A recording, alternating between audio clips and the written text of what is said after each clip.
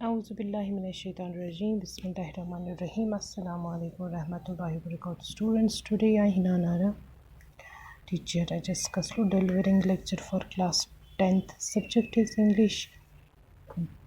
Date 13th August and topic is writing skill message. इसके 3 topics में हम यही पढ़ रहे हैं. तो मैंने आपको बताया पहले राइटिंग स्किल का जो पहला पार्ट है दैट्स नोटिस, उसके बाद मैसेज है. तो 2 मैसेज मैंने आपको बताई हैं.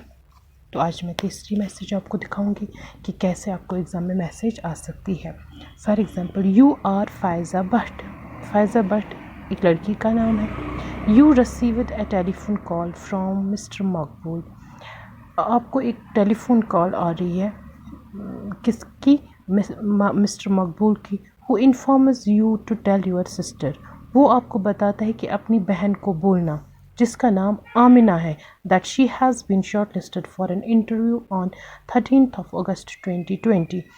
तो ये जो आपकी बहन है वो शॉर्ट लिस्ट में आई है एक इंटरव्यू के लिए.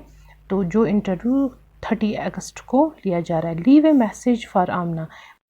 आमना के लिए मैसेज लिखो एक. Is not more than 50 words. 50 words से ज़्यादा नहीं होनी चाहिए. Put the message in a box.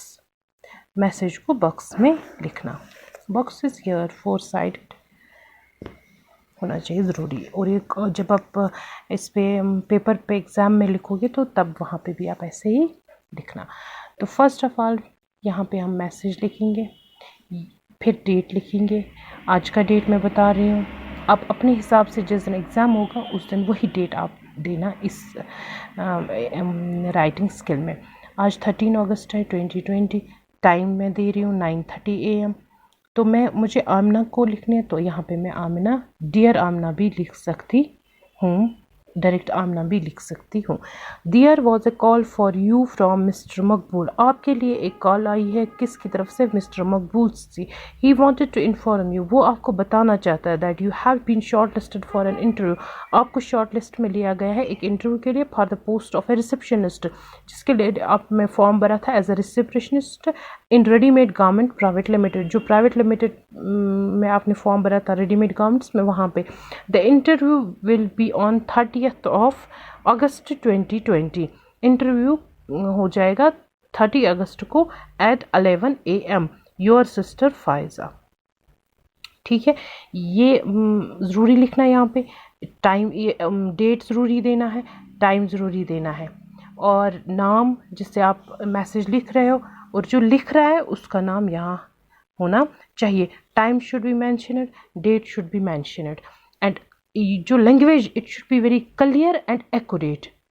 Clear और एक्यूरेट जब की बात करेंगे, लैंग्वेज बहुत क्लियर होनी चाहिए, बिकॉज ये शॉर्ट फॉर्म में लिखा जाता है, थोड़ा थोड़ा लिखा जाता है. तो इसको अगर लैंग्वेज क्लियर नहीं होगी तो पढ़ने वाला इसको समझ नहीं पाएगा. So you should use clear and accurate language for a message. जब भी आप मैसेज लिखोगे उसके लिए आप क्लियर और एक्यूरेट लैंग्वेज लिखोगे.